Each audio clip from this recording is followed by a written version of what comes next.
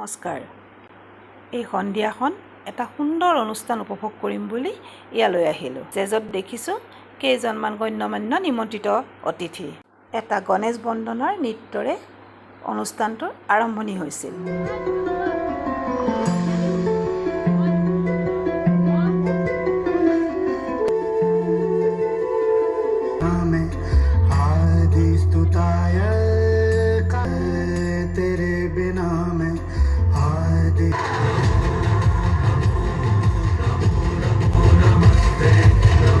কোনোবা এটা পলকত মোকো ষ্টেজত মাতিলে। কণমানিকেইটাক পুৰস্কাৰ দি থকা হ'ল।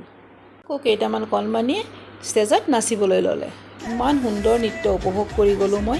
এনেদৰে বঁটা বিতৰণী অনুষ্ঠানৰ মাজে মাজে নৃত্য আৰু বঁটা বিতৰণি দুয়োটাই সমানভাৱে চলি থাকিলে। পিছে মই ক'লৈ গৈছিলোঁ গম পায়নে? নমস্কাৰ, মোৰ নাম কাবেৰী ৰংপি। আজি আমাৰ ডেজেল একাডেমীৰ দ্বিতীয় বাৰ্ষিক অনুষ্ঠান। আমি যোৱাকালি আধুনিক নৃত্য প্ৰতিযোগিতা আৰু লগতে আমি এটা চিত্ৰাংকন প্ৰতিযোগিতা আয়োজন কৰিছিলোঁ।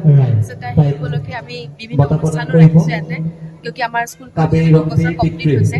এয়া হ'ল ডেজেল একাডেমী এণ্ড পাৰফৰ্মিং আৰ্টছৰ এটা বাৰ্ষিক অনুষ্ঠান। পৰিচালন সঞ্চালিকা কাবেৰী ৰংপিয়ে এই বিদ্যালয়খন চলাই আছে। যোৱাকালি হৈ যোৱা আধুনিক নৃত্য আৰু চিত্ৰাংকন প্ৰতিযোগিতাৰ ফলাফল ঘোষণা কৰাৰ লগতে ইয়াত বঁটা বিতৰণী অনুষ্ঠান পতা হৈছিলে। তাত মোক নিমন্ত্ৰণ কৰিছিলে। অৱশ্যে এই কথাটো মই আগৰ ভিডিঅ'ত কৈছিলোঁৱে। এটাৰ পিছত এটা নৃত্য মই উপভোগ কৰি গ'লোঁ।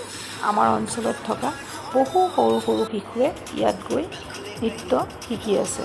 গতিকে এনেকুৱা ধৰণৰ অনুষ্ঠানবোৰ খুবেই দৰকাৰ। আমাৰ ইয়াৰে এই অঞ্চলৰে স্থানীয় মাইনা এজনীয়ে গানো গালে, তাকো ভাল লাগিলে। ডেজেল ডান্স একাডেমীয়ে হয়তো আপোনালোকে ভবা ধৰণে একো কৰিব পৰা নাই, কিন্তু আমি ভাবিছোঁ আমি বহুতখিনি কৰিছোঁ। কিয় হয়, এনেকুৱা ধৰণৰ অনুষ্ঠানে শিশুসকলক আগবাঢ়ি যোৱাত যথেষ্ট সহায় কৰে। কাবেৰীৰ ভৱিষ্যত পৰিকল্পনাৰ বিষয়ে এই ঘোষক ভাইটিজনে সকলোৰে আগত অৱগত কৰি দিলে। সুন্দৰ এটা পৰিকল্পনালৈ কাবেৰী আগবাঢ়ি গৈছে আৰু আগবাঢ়ি গৈ থাকিব। সুন্দৰ ভৱিষ্যতৰ কামনা কৰিলোঁ। কাবেৰী সুন্দৰ হওক ভৱিষ্যতটো, আৰু এই বিদ্যালয়খন আগলৈকে সুন্দৰভাৱে চলি থাকক। আমাৰ শিশুসকলে আকৌ আগবাঢ়ি যাওক। আমাৰ অঞ্চলৰে ছিংগাৰ মানস প্ৰতিম দাসেও দুটামান আমাক গান উপহাৰ দিলে। আজিৰ ভিডিঅ'টো ইমানেই। চাই কেনে পালে, যদি ভাল পালে তেন্তে লাইক কৰিব আৰু কমেণ্ট কৰিব। মোৰ পেজটো ফ'ল' কৰি দিবলৈ নাপাহৰিব।